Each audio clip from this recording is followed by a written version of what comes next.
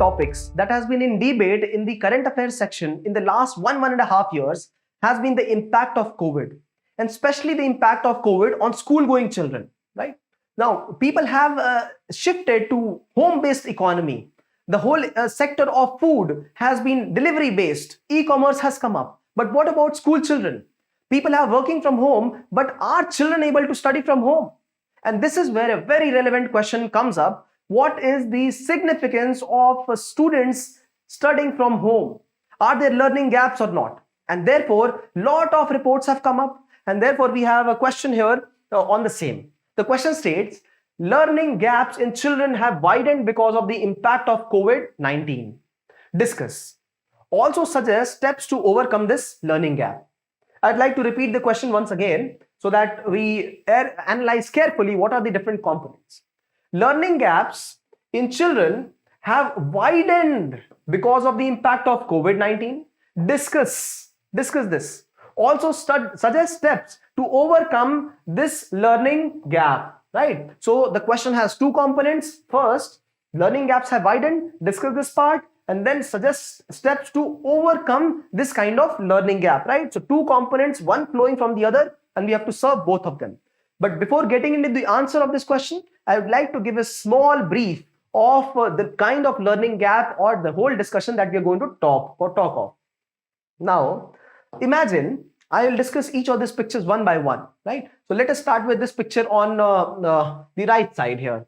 The picture shows students, right, studying in the open and all of them together, right? Now, tell me one thing, will these children have ambient space for them to study at homes? They are not even able to study together. They don't have a shed under them. Will they be able to study at homes? No. All the classes in society cannot afford this kind of education at home. School used to provide that kind of ambient atmosphere. Imagine a home where there is no electricity present. Are there not homes like that in our country? Of course there are. And how are we talking of digital education and online education there?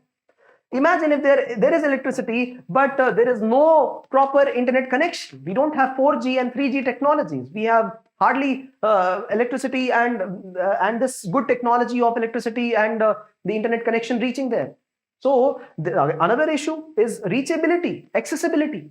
Imagine another child who is studying at home, studying well. All these factors are there. But the teacher is verbally teaching them mathematics. Will the child be able to write it down? Or will it create a learning gap for the child? It will create a learning gap because here the teacher is not able to see the child, not able to supervise or help them solve their doubts directly. And right now, whatever image you're seeing, it is in the best conditions. Imagine the time where the student is at their home in all comforts and teacher is teaching from a difficult position. There is no way one can monitor this. Imagine the situation in government school teachers' case, right? So, moving ahead. Imagine the case where a person who is feeding themselves off a daily wage, right? Will they be able to afford a phone for their child or not? Research itself states that these kind of parents who are not educated well enough, their children, even despite their wanting that their children should do well in digital education also, they're not able to give them that kind of benefit. What about the migrant workers, right? A lot of migrant workers and their children, they just went back to their home and they are not even traceable. The children are not even being traceable so that they can continue their education post-lockdown. Leave that about. Look at this image. A teacher trying to teach through a camera placed, right? She has applied her phone technology and she has a board in front of them. And however, she is trying her best to manage this. Are all the teachers zealous enough? Are they passionate enough to teach like this? Right, there are learning gaps which have been suggested that the teacher also is not well equipped with the technology, with these kind of online devices. And we have not even spoken of those children who are differently abled, the Divyangjan. What about the children who are hearing impaired? How are we going to teach them through this audio-visual mode? What about children who cannot see? What kind of digital education are we providing them? We have these kind of online platforms, the government platforms also, but are we able to serve them through that platform? No. The way it started off was just for general education, just for ensuring that the government record books be maintained. Yes, we provided education, but it was not inclusive at all. So there is a huge context of saying that yes, there was learning gap while we are talking of this kind of education, right? While we are talking of digital education at homes. So now we are getting to the question, right? A huge context built, but very, very important so that you do not miss an important point here. Now, this is the component where I introduce you to the answer. Now, this answer is a two-page answer. And before reading out what has been written where and for what reason we have done it, I would like to show you the look and overall feel of the answer, right? The way it will look to the examiner. And you are the examiner for this answer right now, right? So, there's the question here. And after that, a quick introduction. And then there is something on the right side of the answer that is in blocks, right? So it probably makes it catchy, right? What is written? Let me read out something like that, right? So examiner becomes a little attentive to know what is written here. Very interesting. And after that, we have mentioned 6 points on the first component of the answer. And then the second part of the answer, here we have something mentioned in the block, eye-catchy again, and then looks like a conclusion here. So superficially, it seems that this is a well-structured answer with the introduction, conclusion, body having 2 components, right? One component in box, another component, and something more placed in the box here. So it looks like a well-structured answer. Looks like the examiner might want to read it, right? So let us see what the answer contains here, right? Now, the question again says learning gaps in children have widened because of impact of COVID. Discuss. Also suggest steps to overcome this learning gap. Okay. Now, the introduction here should be about COVID and how it has affected the children, right? Specifically school-going children. So the introduction says COVID-19 induced lockdown led to large-scale disruption in delivering education to the 250 million schools-going children in India. See, so the first statement itself says, right? COVID-19 induced lockdown led to large-scale disruption in delivering education to the 250 million school-going children. This is a statistics by multiple organizations, United Nations organizations. So we have already built the context in which we are going to answer. That is the large-scale disruption in education, right, for school-going children. The second statement says the initiation of 17-month tenure of online classes brought to fore the diverse socio-cultural, techno-economic and institutional issues and eventual increase in learning gaps for the children. See, so the second statement is summative. It sums up the answer completely about the learning gaps.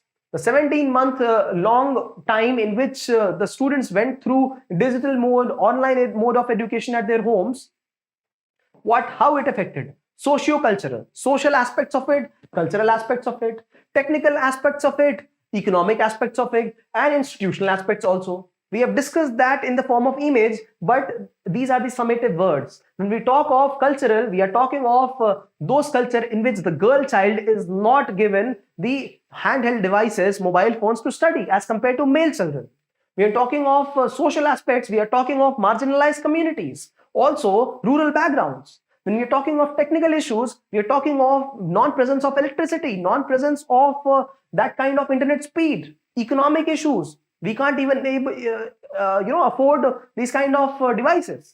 Institutional issues. What about institutional? When the teacher itself is not able to teach through online mode, institutional issue. When the government itself is providing education only through English, institutional issue. So this is how we have summed up in just a few words in the introduction. And now we are going to elaborate this, right? So the first point says, access to marginalized sections, availability of ambient space to study, affording capacity of smartphones, requirement of differently abled Divyangjan has been a challenge. See? So first way we can see the learning gap has increased. Discussion is access to marginalized sections and 3 important examples here.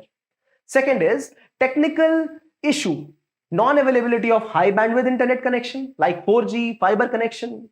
Along with that, electricity pan-India for online classes, again, technical issue. The third one says cultural backlog. It says household with less educated parents or guardians have less access to digital education.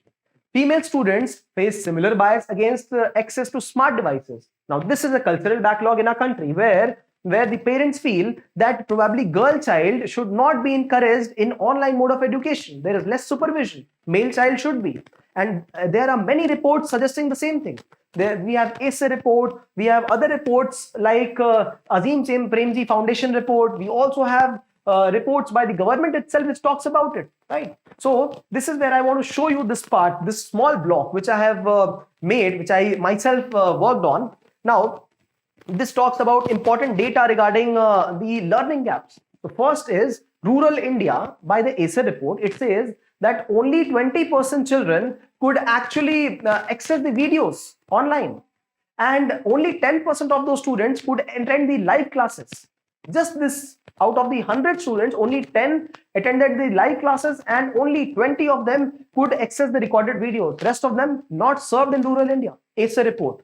Now, presenting the name of the report makes your data very credible. So do this, do remember this. The second one is Oxfam report. Oxfam report says in the first lockdown, 84% of government school teachers said they were crippled. They did not know how to use this technology. They were not served well, right? So they faced problems in teaching online. 84% teachers said this of government schools. Imagine what kind of education that would have happened. Azim Premji Foundation, it says that increased learning loss of language has happened. See, we are not talking about grown-up children who are of the age of 12, 14, 15. What about the child who is age 6, 8? They're only learning the basic language right now.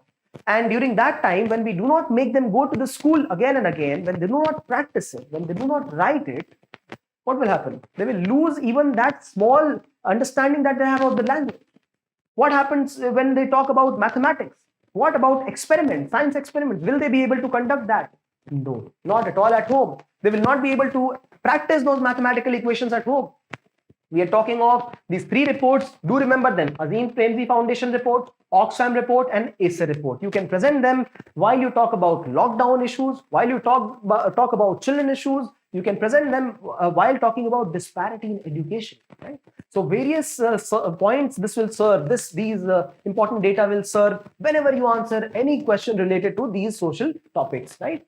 Okay, going ahead to fourth pointer, it says institutional barrier. Schools, teachers are yet to be trained effectively to handle online mode. Very, very relevant, right? Institutional barriers. Lockdown happened suddenly, and then nobody could handle how to do things. And immediately in a couple of months, it was said that we have started online education. Neither the teachers were trained nor the students were equipped well, right? The next point clearly mentions that if the students are taught in English language, will they be able to understand if they are educated actually in the regional language? No. What happens in most of the country is that students at primary level, secondary level, they go through education in their own language, Hindi or Odia or Bangla, Gujarati, Tamil, especially when they are in smaller classes, right? When they are younger, class 4th, 5th, 6th, 7th. But if we have built apps in which instructions are written in English, will they be able to navigate through the app? No, not at all. So medium of instruction has been a barrier in itself, a learning gap for children, right? They will not be encouraged to be a participant.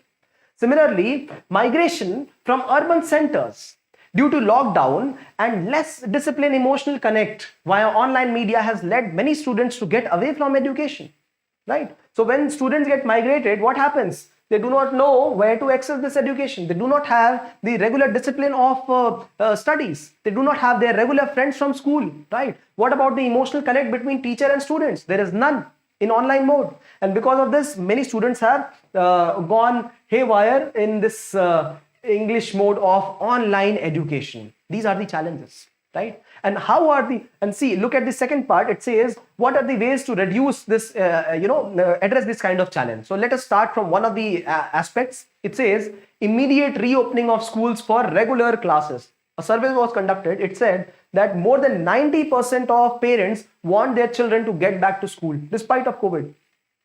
So immediate reopening is important so that there should not be a permanent learning gap for children. Why? Because see, children learn at certain age, and if they grow beyond that age, it is very much possible that they might not be able to learn that specific thing at that age, at a grown-up age, right? So that age is important for learning specific things. So immediate reopening is must. Second way we can reduce this learning gap is extending this present curriculum. If the child was in class 3rd and we immediately make them pass to go to class 4th, that will not serve the purpose because they have not been able to effectively gain what was to be taught in this class. So a special extension of this present curriculum is a must. Not only that, the third point says complement class with experiential or outdoor learning, right? So this is one way in which child can be taught an advantageous way of learning, right? Not only rote learning, but a new blended technique of learning, right? The fourth one says evolve education, evaluation, examination technique. Now, present system of examination is that of intimidating, right? Nature. Fail ho jaoge. You will fail in the examination, right? So, if we have a technique in which we have a friendlier mode of examination, right? Something that interests the child also, this is what is required, right?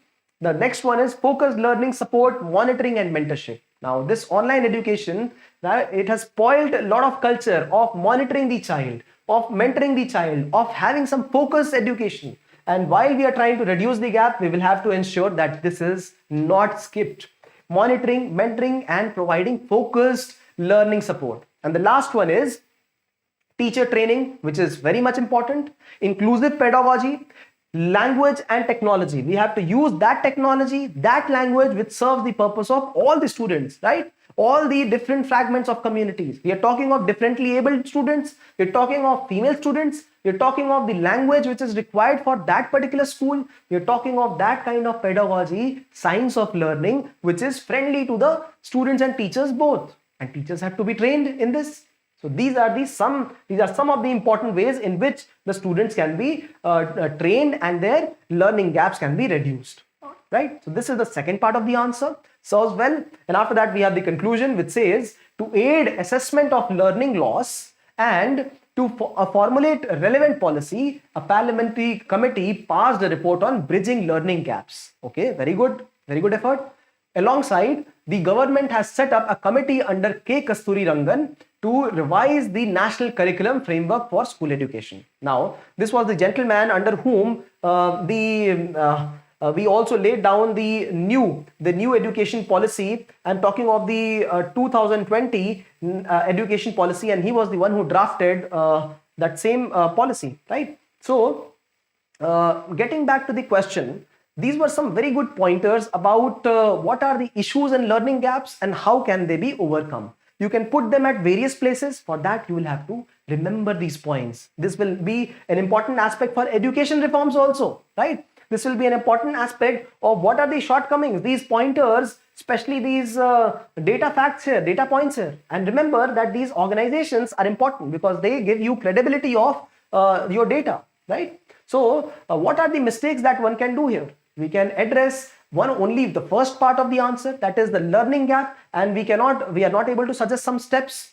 right? So this is one, right, which is a very common mistake, which that is serving only first part of the sentence to 70-80% and then trying to, cover up in the rest 20% whatever is asked in the second part. This should not be done. You should balance the answer, right? The other thing that I see is that people will not be able to mention data points proving their point, right? This is what can be skipped by people. So I ask you to memorize them. This is one important thing that I feel that can be an aspect of it. See, another good thing that you can mention here is when they have spoken of discuss, you can also put in good points about online education, right? So something that you have not seen in this answer, but you may want to put them. For example, new blended education, blended online-offline mode can provide a good mix of education for upcoming generations to come, right? So these are the important ways you can balance the answer. You can bring to justice whatever is asked, right? And this will serve the purpose of you getting very good marks in the examination. And for that, you have to memorize both the components of answer so that when you rewrite this answer, in fact, I would like you to rewrite this answer by yourself by reading it, right? So that you are able to memorize it completely, and this will serve the purpose not only of this question, learning gaps, this will also serve a lot of purposes related to education reforms, regarding lockdown, regarding issues in marginalized sections of society, etc.